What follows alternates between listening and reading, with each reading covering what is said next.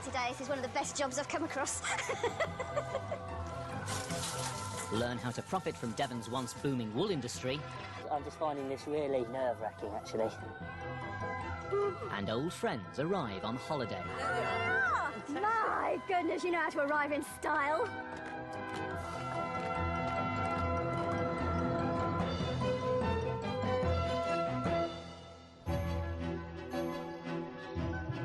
In the Tamar Valley, the arrival of summer brought new challenges for Edwardian farmers. June was the month when they could profit from one of Devon's traditional agricultural industries, wool. But this was also the time when farmers had to make use of any dry weather to harvest winter feed for their livestock. Traditionally, hay would have been made with all of this lovely succulent grass. But we're going to try for something different this year. Something new and radical in the Edwardian age. With the increasing use of science in Edwardian agriculture, the government of the day advised farmers to make silage, a method of starving the freshly cut grass of oxygen. This way, the green and succulent grass is preserved while still retaining vital nutrients. Now, we always associate silage with very, very modern farming, polythene-wrapped bales in the field and polythene clamping the silage in the farmyard. But in fact, actually, it says here, this was first widely adopted in the year 1888. So the Board of Agriculture and Fisheries are actively promoting silage during the Edwardian period simply because it has got such good nutritional value and succulence for your herd and your sheep throughout the winter months. To make silage, the team must gather in all the cut grass before it begins to dry in the field. Never thought I'd find myself in a field in June trying to stop grass drying out. Yeah. Perfect. Absolutely perfect. See, it's nice and green. It's that smell of freshly cut, freshly mown lawns. Well, it's that smell of fermentation, isn't it? Yeah, well, that's what we're looking for. To preserve the fresh grass, Alex and Peter will need to build an airtight container known as a clamp. The whole idea of the clamp is essentially to prevent the oxygen from getting to this organic material, because if it's just left out in the open, this material would actually start to rot down. And what these straw mats will do is they'll just stop the soil that we lay on top to ultimately seal the clamp from getting into the grass, because if it does that, it creates the kind of conditions that Listeria bacteria will thrive in. But that's it. That is the roof on. Are you happy with that? I'm happy with that. That's the easy bit. That's the easy bit, yeah. Shifting the earth is going to be the hard bit. Yeah. To prevent oxygen getting to the grass, Alex and Peter now have to seal the clamp with earth.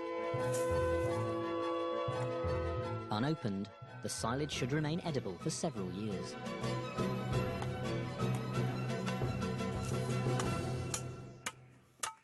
Well, there we go. Earth on, oxygen out, silage made. Yeah, and it should keep the sheep and the cattle here fed throughout the winter, so yeah, pleased to get this one out of the way.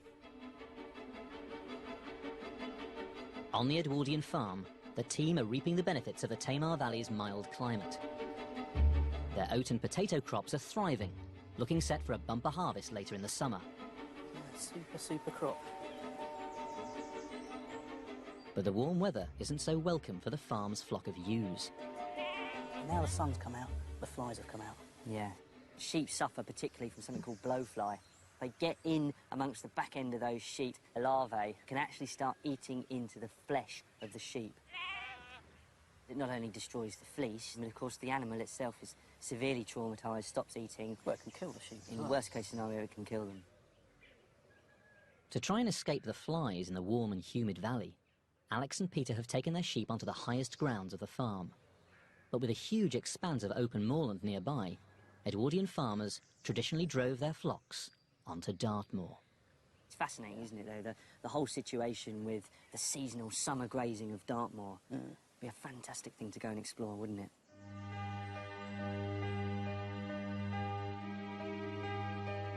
Rising up to over 2,000 feet above sea level and covering 368 square miles, the vast barren moorlands are a stark contrast to Devon's green and verdant valleys. Dartmoor is a wilderness. I mean, you've got granite tors sticking out of mossy, peaty bogs, and the farming that goes on there has been sculpted by the landscape itself.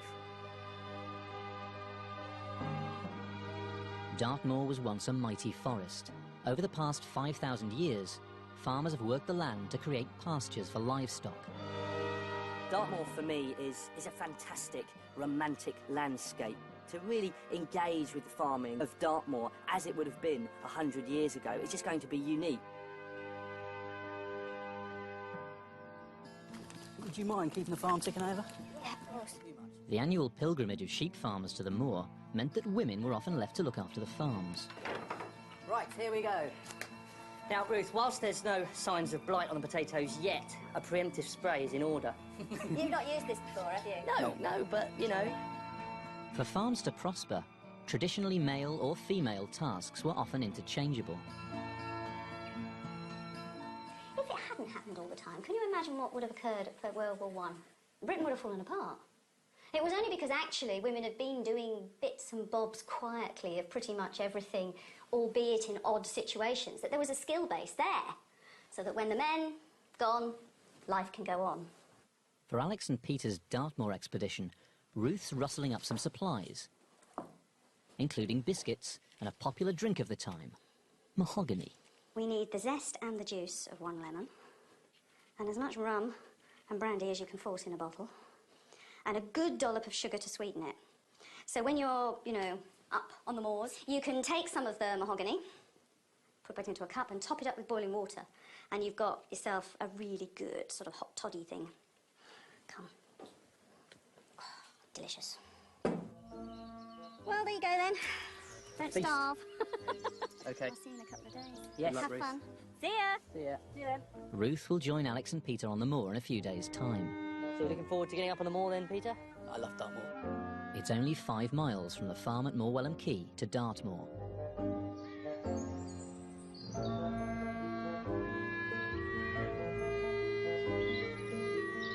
So we're nearly there yet? I've got my eyes on that mahogany wine. Alex and Peter are travelling to a traditional farmstead on the lower region of the moor that's witnessed centuries of Dartmoor farming. This is why I come to Dartmoor. This is fascinating, isn't it? It's fantastic. An original Dartmoor farm. Wow. This is rare. A farm that has seen generation upon generation of Dartmoor farmer. You can see all the different occupation levels here, can't you? You can, look, all these different phases of building. You'd have a stable up the end.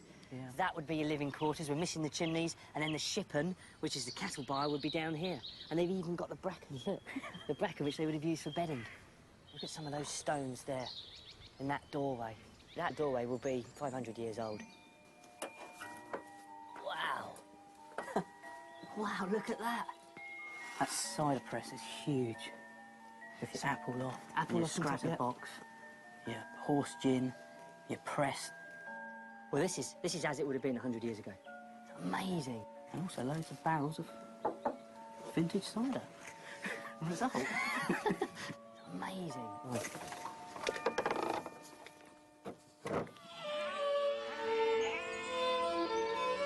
The farm belongs to Colin Pearce, a sheep farmer who believes passionately in preserving the traditions of the moor. These are the sheep, one of England's oldest breeds of sheep. Right. Colin farms the white-faced Dartmoor, the native breed of sheep whose long wool fleeces once played a vital role in the economy of the moor.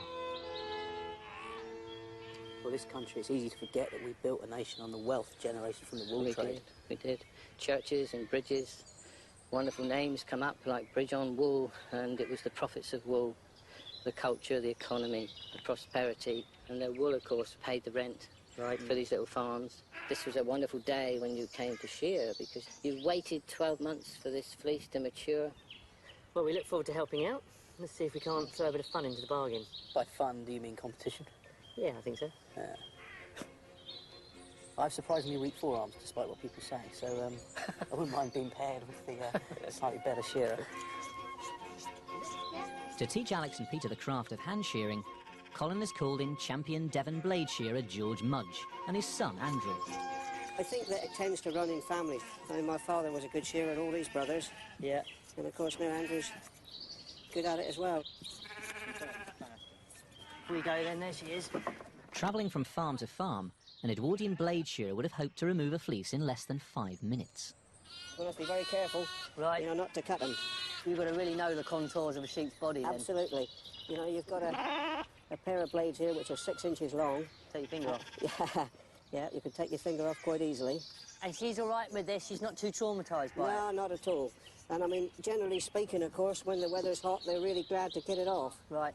So the way you're shearing here is essentially so that the fleece all comes off in one piece. It's a bit like when you're shaving, you know, you have to keep the old skin tight. That's right, you have to sort of draw your face, don't That's you? it. To get the razor over it. Yeah, and the other thing that you should do when you're shearing, you should avoid, as near as possible, Yeah. skin cuts and second cuts of the wool. Are hand shears still in use much around the world? In countries like South Africa, still about 65% of the sheep are shorn with a blade, the best blade shearers in the world. And they, like shearers everywhere, get paid on a headage basis. So the more they shear, the more they earn. And, you know, wherever people are shearing in the world, nobody wants to be the slowest. That's it. There she goes. Off she goes, a different animal, actually, but It looks half the size, virtually unrecognisable. Yeah. So that whole process took us, what, 5 minutes? Probably something like that, I suppose, yeah. Right, so how many do you think you could do in a day? Well, a good shearer with the hand shears would do probably about 50 of these, I suppose. Right. I think 50 would be quite enough.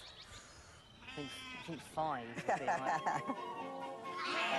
It's like a barber shop, isn't it? They're all lining up. She's looking at you, Peter. Better give them a magazine to read. Down in the valley, Ruth's been left to look after the farm's valuable potato crop, making sure that the plants don't get blight.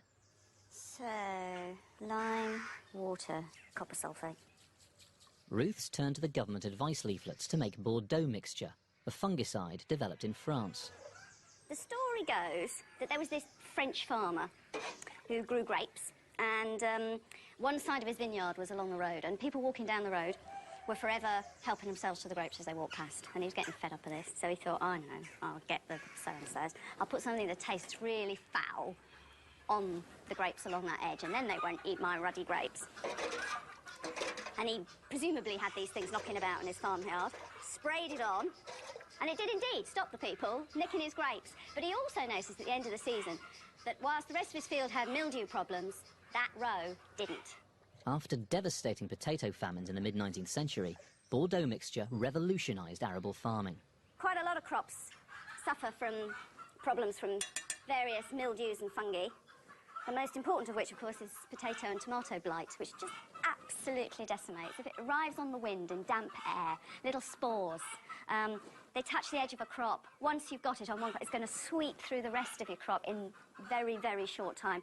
So keeping blight off was deeply important. Bordeaux mixture is a diluted solution of lime and copper sulphate. To get it onto the potatoes, Ruth will use a crop sprayer.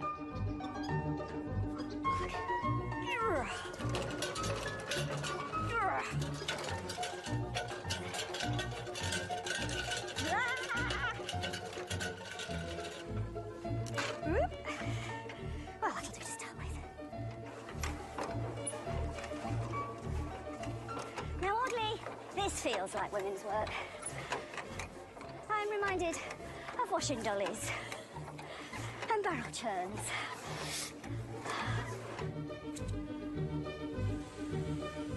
Ooh! Wow. It really works, this. I'm quite impressed. I wonder how long I've got before it runs out of oomph.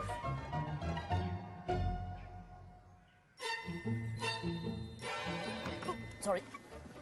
Just snip away. On the Dartmoor farm, it's Alex and Peter's turn to shear, and they're getting competitive. Are you dancing over there, Peter? Yeah, Come shear with me. something for the weekend. I'm just finding this really nerve-wracking, actually. You can sense my anxiety. It's all about handling the animal. And, well, I've got the feisty sheep. It's doing very well. The sheep's behaving herself as well, which is It's a surprise. she must feel safe. Look, see? Hang on, we've got a little bit left. Back here, sheep. There, job done. Job done. It's taken Peter 20 minutes to shear his sheep. Alex, Yeah. you got the time there? Oh, just a minute. I just don't want to lose concentration at the last minute. Up she comes. Brilliant. There she goes. Brilliant, Alex. Cheers. Well done. Andrew, thank you very much for that. Oh, that is knackering. Shearers are not only judged on their speed, but on the quality of the fleece. I was quick, but it's not pretty, is it? It's supposed to be a fleece pitter, not a jigsaw. You can't see that one laid out in front of your fireplace, Peter. I think we should let the masters take over, though. Let's go grab another 2 sheep. Yep. While Alex and Peter get on with the shearing, Ruth's making cheese, a sideline that could earn an Edwardian farmer a decent income. Small-scale dairying in Edwardian Britain was undergoing an enormous amount of change. For centuries and centuries, tiny little farmhouse kitchens have been able to quite commercially make a little batch now and again, sell a few at market, keep a few for the home. By the Edwardian period, little local rustic cheese is pretty much dead. It's all about mass-produced, standardised cheese, or at least those are the only things that are selling. To help dairies produce standardised cheeses, the government advice leaflets recommend specific recipes. The one I thought I'd make is this last one. Soft cheese number 2. What a glamorous name. It is an English variety and is in demand during warm months. And you can eat it the day after you've made it. I've been warming my wet milk on the stove. I need it at between 92 and 95 degrees Fahrenheit, which, if I had a thermometer, would be really easy to measure. As I haven't, I've been doing it with my finger. And basically, I want it a little bit warmer than blood heat. I want it so it feels warm but not hot. Now, the rennet is the thing that changes it from milk into curds and whey. Now, obviously, I've got to spread the rennet through the whole mass. You know, it's a tiny little drop of rennet, loads of milk. But as well as that, the stirring is really important in ensuring the final texture of the cheese. Because if you don't stir at this stage, the fat or the cream can rise. And you'll get bits of the curd that are very creamy and bits that are very thin. It's amazingly calming making cheese. It's quite relaxing. If you get overexcited, you don't make terribly good cheese. Ruth now has to wait 4 hours until the curd which will form the final cheese is fully separated. Oh yes, I've got a decent set on that. What I want to do is take crusts of curd that are hardly untouched, so they're very, very sort of still junkety and jelly-like, and lay them in. So I'm sort of just breaking through the curd and lifting it out in great big jelly pieces. Look at that. And it goes straight into my mould. It's like dealing with a living thing. All the remaining liquid whey drains into buckets beneath the mould. But that's going to sink. As the whey comes out, the curd is going to slowly collapse down.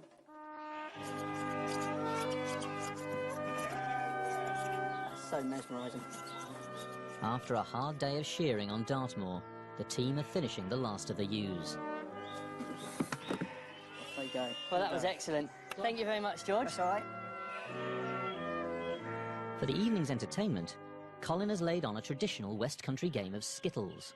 I'd just like to thank the team and all the hard work done by the shearers, the skill that goes into it, for looking after my sheep, and for making it a perfect day. Cheers, lads. Cheers. Cheers. Cheers.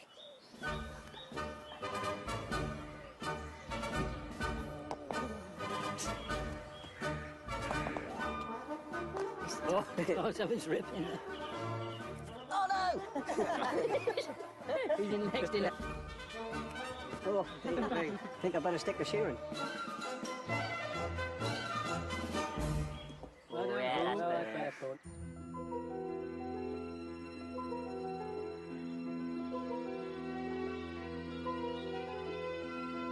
While Alex and Peter settle into life on Dartmoor, down in the Tamar Valley, Ruth's up early to check if her cheese is set and drained. Oh, don't collapse, don't collapse, don't collapse. Be good, be nice. Whee! Good cheese. Oh no, don't go wrong. Oh! Serves me right for being impatient. Oh! And that's the thing with cheese making, you have to be so precise. I shouldn't be surprised if my first attempt at a new style of cheese goes a bit, I was going to say pear-shaped, but splat-shaped would be more likely.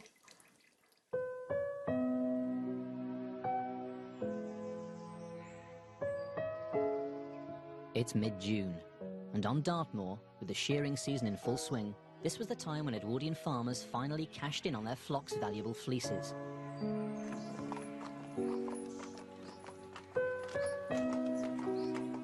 With wool needing to be taken to the mill, Ruth joins up with Alex and Peter on the Dartmoor farm. There you are. Found you. There's the wool. That's nice. Crimp on it and all. It's a bit dusty and a bit dirty. I think it's had quite a hard winter. I think they should be washed before the mill. We take it to the mill, do you? Well, you're in a sticky situation, really, because it's obviously going to go and wait, isn't it? Yeah. So if you wash out all the lanolin... All the dirt. and all the dirt, yeah, you're going to lose a lot of the weight. Yeah, but if it's so dirty, then they're going to knock money off at the mill, aren't they? Exactly. Edwardian times, there was things were a lot fussier. Certainly the wool clip was worth more per fleece than it is than now. it is today. So then the farmer would think, we've got to get this right, we'll do what we're told. If there's a stream next to the farm boundary, ideal. I'm going to just have to get the petticoat wet. Keep your fleece tucked in there, else you're going to lose bits of it. Oh, yeah, it's a bit escaping. Come back here, you. Do a wringing process like a lady does with her washing. Keep folding it in, yeah. Great big piece of black bramble there. I have to say, on a day like today, this is one of the best jobs I've come across. And no wonder the sheep are glad to get rid of that. The irritation from that on its back. Yeah. That's why they very often, as the long bulls do, get on their back and have a good old itch. Right. Because they're still feeling that soil on their back. Beautiful Dartmoor scene this is. Beside a babbling brook. The peacefulness, the serenity, the slow pace of life. And I think it shaped the character of the people. Right. Oh, incredible. Where do you want it then? I don't know, up in the sun, I suppose.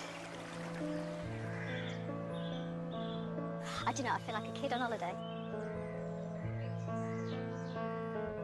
High above the lowland farms on Dartmoor is the vast expanse of open moorland where, for centuries, local farmers have had common rights to graze their livestock. Yeah, right, yeah! Often having to move their flocks over large distances, here sheep farmers have had to rely heavily on their dogs. Eager to understand how this relationship between man and dog works, Alex and Peter have come to meet lifelong Dartmoor shepherd Kenny Watson and his border collies, Wag and Roy. Sit down now. Sit down. So how do you tell the dogs to go left and right? They've got their sides, what we call their sides, their commands, right? Like, right-handed is, where? And of course that's always their right, not your right. Always. And if you want him to come left, come, come, come. There he goes, come left, round he goes. And like, quite an important one on the moor is look back. Because sometimes they'll come in under hill and their sheep will come away and you'll see 2 or 3 moving behind, like, you know. Behind the dogs? Behind the dog. Go back! Yeah. Go back! So they've gone off to look for the sheep. You've told them there are sheep up there somewhere. They think there's something back there. Well, I'm looking forward to seeing how you get on with our extremely small pen in this extremely large field. Well, I'll do my best, OK? Here, ready? Get out! It's real precision work, isn't it? Yeah. We don't think of sheepdog work as a craft, but it is. She's the real feisty one. I don't. No. Here we go, last one. Sit down. Sit down. Brilliant. And is there a trick to this at all? I think the biggest advantage is to be a farmer, to know how to handle the sheep, to know when to move the dog, to stop them at the right time. But did the dogs enjoy themselves? Oh, they're always happy to work. Yeah. Always happy to work. I'd rather have 1 dog than 10 men. They know the place, they know the sheep, they're so quick and that. I couldn't manage that.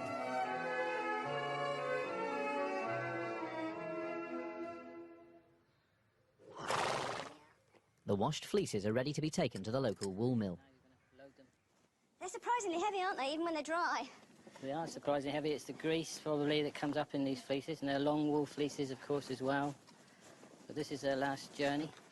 All that work. All that work, but now we hope for payday. Payday for Dartmoor's white gold. This is precious fleeces. Well, I promise I'll look after it. I'll keep a very good eye on it, I promise. Well, just mind it doesn't fall out the back. All the best to you, Ruth. See you. All the best. Thank you.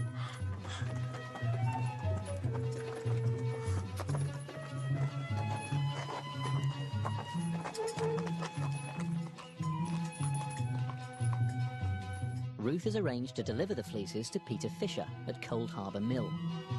Hi. Hello, Ruth. Pleased to meet you. Nice to see you. What a wonderful place. Yes, you managed to find us all right? Oh, yes, well, I just followed the chimney, you know.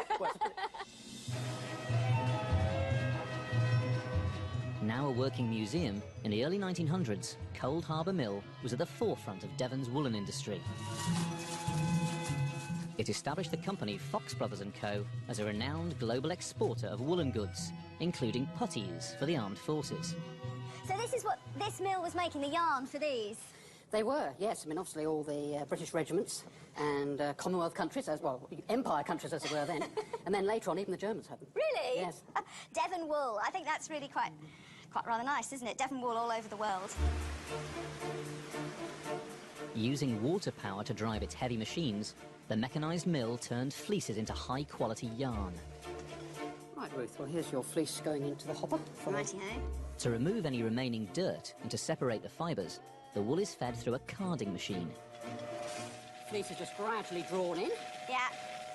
and then it just really goes from roller to roller. Roller to roller, each time being combed, in essence, combed over and Being over a bit and over carved again. out a little bit more, that's right. Sort of separating all the fibres, making it fluffy, letting the dirt fall out. Oh, well, I can see it coming out the far end. That's right. It looks so Well, it different, gradually doesn't works its way around to the other end. Yep. Yeah. See the difference. All sort of knotty and tight up, and this is all sort of fluffy and organised.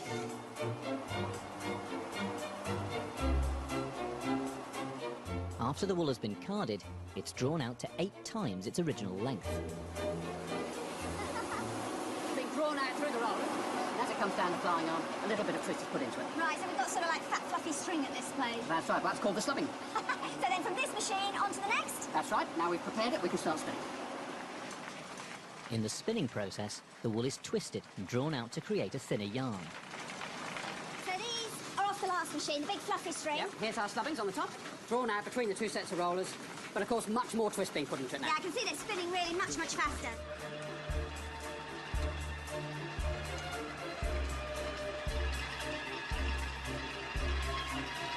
Amazing, I'm sitting here looking at all these conveyor belts and things. This is all driven by water power? All can be driven by the water wheel, yep. All these belts and rollers, oh, blinking, noisy, clattering lot.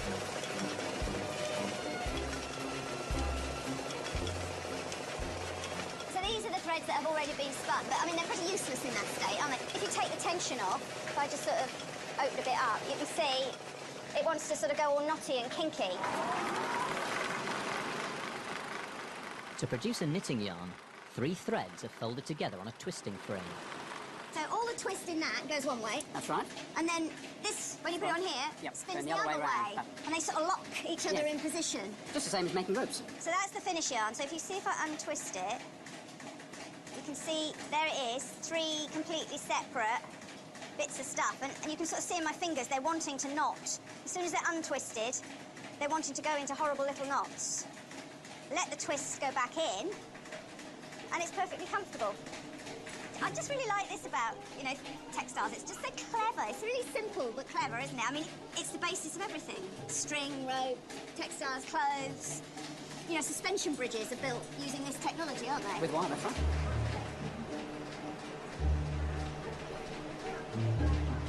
In its heyday, Cold Harbour Mill employed over 100 people to work its machines. They worked long hours in dangerous and noisy conditions for minimal wages. Boy, is it noisy. You would go deaf if you worked in this any length Well, of time, in a wouldn't you? weaving shed, you'd have many more than this. In fact, in one of there were 400 looms. I know that the weavers themselves were usually adults, but in a mill like this in the Edwardian period, an awful lot of the work is being done by quite young workers, isn't it? Usually female. Mainly female, Yeah, I'm I afraid, mean- because they got paid less. Because they got paid less, they were cheaper. I mean, what that must have done to them in their sort of growing years. Quite I'm incredible. afraid they got their cloth ears quite quickly. Yeah, cloth ears, yeah, you would, wouldn't you?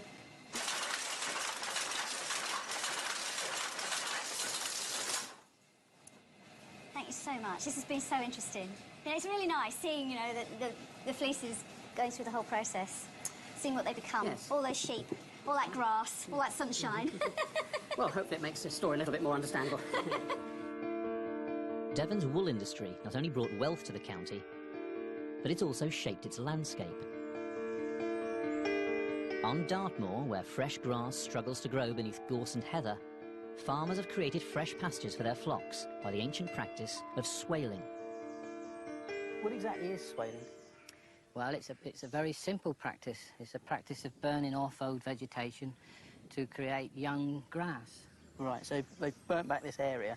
That's right, and you can see some black sticks here, which were probably the gorse remaining. Goes back to just a tradition that was forever. Sway means to yield. Ling comes from the heather. It's a Norse word. So a practice which might have just been a Norseman that rubbed a couple of flints together, realised he could burn them more and it would sweeten up.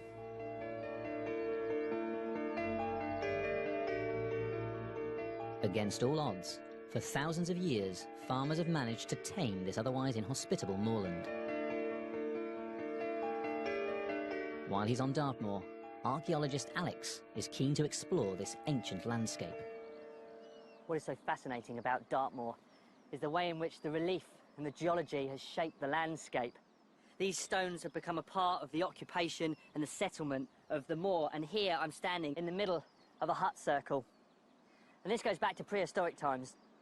They probably would have had a central hearth, and you would have had rafters running up from the stones, conical-shaped roof, probably thatched with the gorse and the rushes from around here, and a fantastic view looking out. And this wall here, this row of stones, is probably in fact an enclosure wall where the people here would have kept their precious livestock, their sheep and their cows.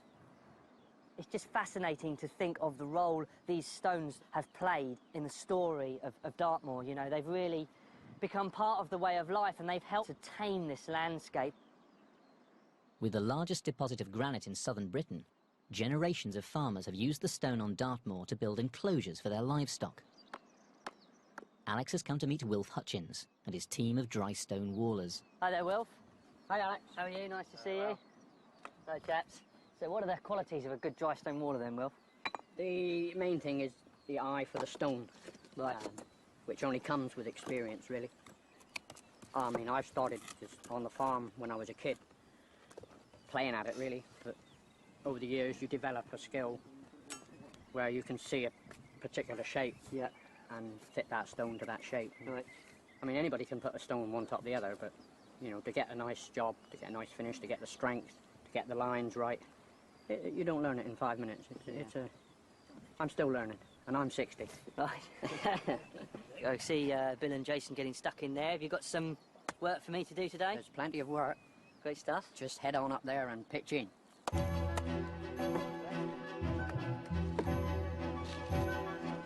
think he's a bit wobbly. A bit wobbly? Needs trigging, putting a chip in behind the stone to firm it up. What I like about this is it's sort of rough and ready. It doesn't have to be pretty, it's just got to be functional. That's right. It's a great way of building, actually. He's coming this way. So how many metres would a good dry stone waller be expected to do in a day? Just a single face like this? Well, I would like to think we could do 10 metres a day. 10 metres. The landowners would bring in a gang of people and say, right, do that wall. The men would build the walls, and the ladies would bring the stone in wheelbarrows to the men to build. Right. I can't get my wife to do it. No. Right. What about that? That's the perfect. Watch your fingers. Dry stone walls vary hugely from region to region. Something like that, or is that's a bit too high there, isn't it? Too high, yeah. Some walls are easier to build than others, depending on the size, shape and type of local stone. With the flatter stone, obviously, you don't need the chips, the Yeah. trigs in Yeah. behind. But with the rounder ones, obviously, it's just a balancing act. Of course, they didn't have safety specs back in the Edwardian days, did they? It needs a bit more off there. Right. That's looking nice, isn't it, that is?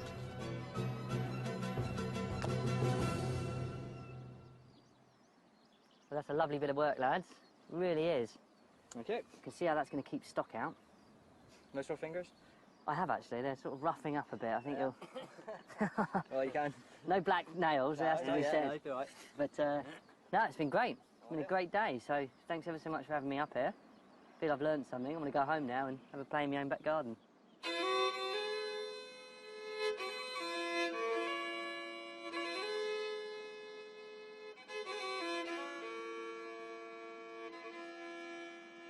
Governed by the geography and geology of its landscape, for centuries the farming way of life on the moor had changed little. But by the early 20th century, a new industry on Dartmoor had emerged. With the invention of the motor car and the expansion of the railways, for the first time the scenic moorlands became easily accessible to tourists.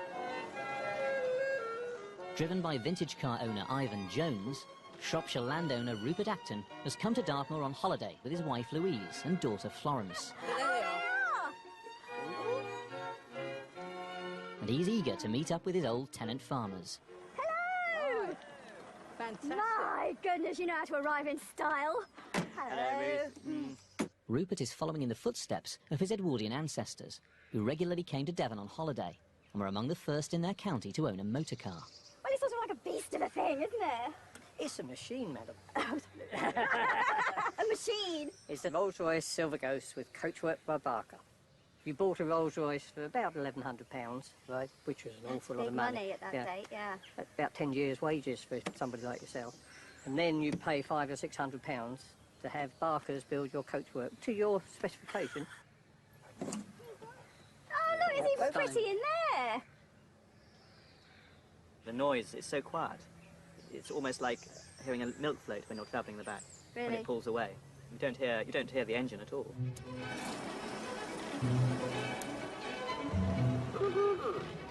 Although this was beyond the means of Edwardian farmers, Alex, Ruth and Peter can't resist a spin in the most sought-after car of its day. If you were going to be some super rich person at any point in history, I think I'd go for the Edwardian. It's got to be the Edwardian age, isn't it?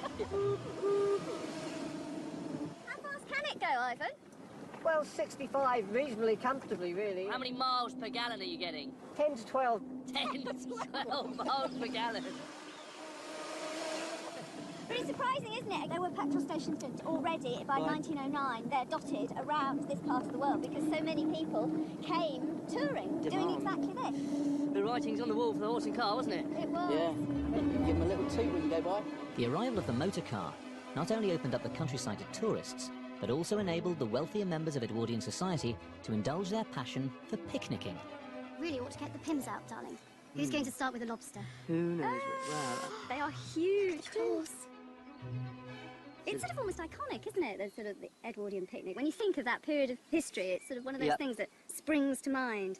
Endless food under hot summer skies in beautiful places.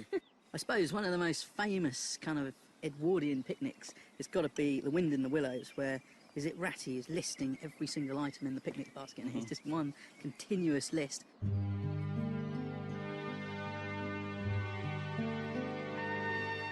Inspired by authors like Kenneth Grahame, the Edwardian picnic was part of a newly romanticised view of the British countryside. As a growing number of people turned to the countryside for recreation and to escape the industrial towns and cities, the unspoilt landscape of Dartmoor became an increasingly popular setting for a new pastime: rambling. picked an absolutely stunning day for it. Rupert is keen to explore the High Moor on foot, and along with Peter and Alex, has met up with rambler and guide Roger Paul. Where are you taking us today? And we're going to go through there, right to Cranmere Pool, Right, which is the remotest section of Dartmoor. right. 9 or 10 walking miles from anywhere. And we're at about 1,800 feet. Head on down here. We'll see our last bit of water in a minute. You looking forward to this then, Rupert? Very much so, yes, I could do with a good walk. Getting to Cranmere Pool involves walking over the moor's treacherous terrain. Now this is where we're getting this slightly heavy going because we're going down in these dips and up again. The peat-rich ground on Dartmoor acts as a giant sponge, absorbing over 100 inches of rain every year. The whole land is moving, isn't it? Yeah, now you imagine in the winter, this goes up and down like a yo-yo. Right. And you've only got to stop and look at this lot. Yep. When you think there, look. Oh, wow. You know, and you'll go right down. But this is all right at the moment because it's dry. If you do get stuck, is there a particular method of getting out of the mud? So if you just lay down flat Yeah. And if you, exactly. And if you had a haversack on, you could chuck that in front of you. So you'd rest on there, then you just crawl yourself out. Right. Pull yourself out. I've only ever done it once. Of course, the other option is just walk behind someone. Yeah. I've noticed you doing that, Peter. Yeah. Thanks, actually. Oh, blimey. Hang on. God. I'm not going to do that. After an hour's walk, the team finally arrive at Cranmere Pool, a destination that once challenged even the most intrepid Edwardian. So this is it. So this is it, Cranmere Pool. Let's see if we can open this box. Although the water at Cranmere Pool had long since gone, this lonely, bleak spot on the moor still pulled in the visitors. In 1854, it had become the birthplace of letterboxing, an orienteering pursuit that's now popular around the world. They would have put a postcard in here, addressed to themselves or somebody in the family. Right. And they would have relied on somebody else to come along, pick the postcard up and post it off. Proof that you'd been to Cranmere Pool, which at that time, as is now, is one of the sort of the remotest spots in the UK. So there's your book to sign in as a visitor. Right, OK. So that's your logbook, is it? There's your logbook. There's your stamp. Prove you've been here. You've got some postcards in, have you? I have got some. Send it to Ruth. OK, then. So we can prove to where we went at the pub all afternoon. Send some sandwiches. Just about make that out. And would they have had to have waited long for that postcard to arrive at home? Well, I would have said comparatively not, because if you look in the first year that the book was put in the tin, which is 1905, there was something like between 600 and 700 visitors in the first year. Right. And within 3 years, that had risen to nearly 2,000 visitors. Wow. And there is a record, I think, in the very first year, within a couple of months, of a Frenchman signing in and putting a postcard in to himself back in France. Right, there we go then. Put these in there. And then the next visitor to here should post them for us. Let's hope. Fingers crossed. Yeah. Are you going to guide us back? Or are we on our He's own? going to see what we've learned. No, you see what you learn. Is there a quicker way home? It's almost time for the team to return to the valley, but there's still one last important job to be done.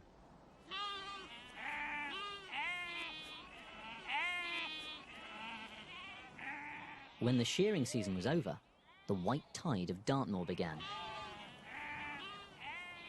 Once, hundreds of lowland sheep farmers would have driven their flocks onto the highest pastures of the moor for summer grazing, an annual pilgrimage dating back to the Middle Ages. Here! Here! Come! Come! With the help of Kenny and his dogs Wag and Roy, Alex and Peter have joined the last farmers to still carry on this tradition. Patrick Coker and his family. The family have been coming up here, I understand, from about 1850. Really? Yeah, it's a very long time. And we just keep up this tradition, but unfortunately I think we're about the only family left that are doing it. Really? Yeah.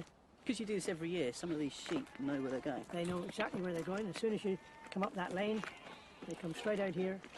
It's their summer holiday, really.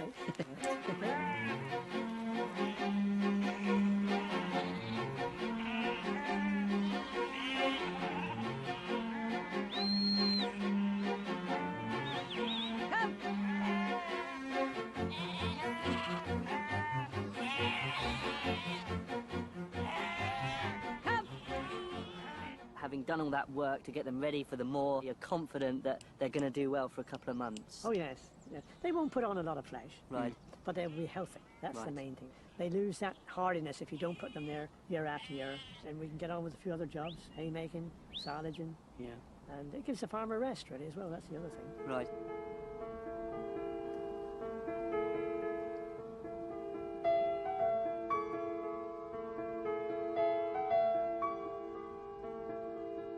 The sheep will stay on the highlands of Dartmoor until the autumn, when they will once again return to their lowland farms. Putting your sheep on Dartmoor doesn't mean you can forget about them. So if you're a shepherd and you had a flock, you'd certainly want to spend a bit of time up here with them. Make sure they've settled in. Make sure they're not getting into trouble. And it's an absolutely stunning location. The sun setting, the moon rising, and the expanse of ancient Dartmoor. While the team are out on the moor, Ruth is busy preparing lammy pie, a traditional West Country dish. Dartmoor lamb eats Dartmoor grass and all the wonderful little plants that are in it, which is a completely different mix of food from lambs down in the lowlands. And what they eat flavours the meat. With few trees on the moor to build fires, Edwardians burnt dried peat, partially decayed vegetation that forms over thousands of years in the boggy wetlands. Of course, today you're not allowed to cut peat on Dartmoor. We brought this actually down from Scotland. But back in the Edwardian period, it was still a common thing to do up on this moor. Food cooked on a peat fire does not taste the same as food cooked on a wood fire. I think nowadays people think, you know, that all the flavour in food comes from the ingredients. Well, this is an ingredient too. I do like the smell of peat. Of course, the thing it really smells of is whiskey. Or at least that smoky flavour you get with whiskey. I'm going to make the pastry. Not with butter, not with lard, not with any of the usual fats. I'm going to make it with clotted cream. Cream absorbs flavour. If you put cream or milk open in your fridge next to something else, it absorbs. So if you had an onion or a garlic or a lemon in your fridge, all those flavours get taken on by the milk and cream. So as you can imagine, it takes peat smoke smell really well. And Edwardian visitors, those in the know, would really look out for a cream tea on Dartmoor. Because a cream tea on Dartmoor meant that the cream would actually be produced over a little low peat fire.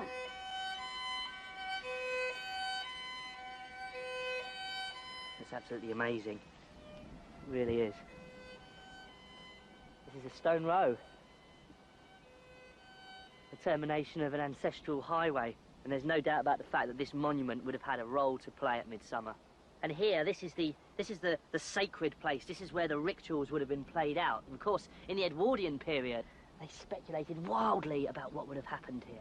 Sir Arthur Conan Doyle, who of course wrote The Hound of the Baskervilles, who was famous for haunting this moor, he was ever so interested in all this stuff. And he wrote prolifically about the many demons and the druidic ways of the moor. So I've sort of just mixed my herbs and my seasoning and my cream together. And now I just lay it in layers. In areas where you're cooking on peat, you don't get much roasted meat. You get an awful lot of slow, simmered pot stews. Think Irish stew. That sort of long, slow, gentle cooking. Our regional cooking is the sort of memory of regional farming and regional fuel.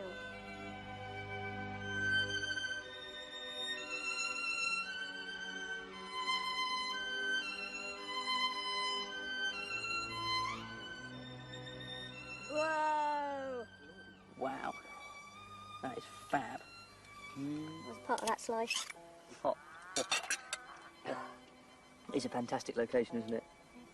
It's a million miles away from Wellham, isn't it?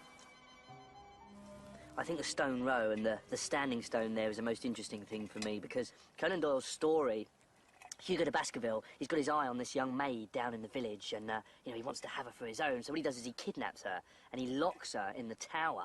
And while she's there, he gets all his mates up for a sort of ripping party, you know, and they're feasting away. And then one of his manservants comes to him and says, she's escaped, she's escaped. So, of course, he jumps on his horse and he races after and he races across the moor. Of course, all his friends are like, oh, no, no, God, we must follow him, we must follow him. And they eventually find him. Above him, tearing his throat out, is the hound, this black dog. And, of course, it's happening at the standing stone. Ruth? Yes. You got the reins to the pony. I'm off. It's a spooky place. Next time on Edwardian Farm, It's raining potatoes. it's the July potato harvest. The team calling cheap labour. Chop, chop, lad. Behind you. My shoes are full of mud. Come on, we got to get this field done by the end of the day. And it's time for a well-earned break at the seaside. Edwardian style.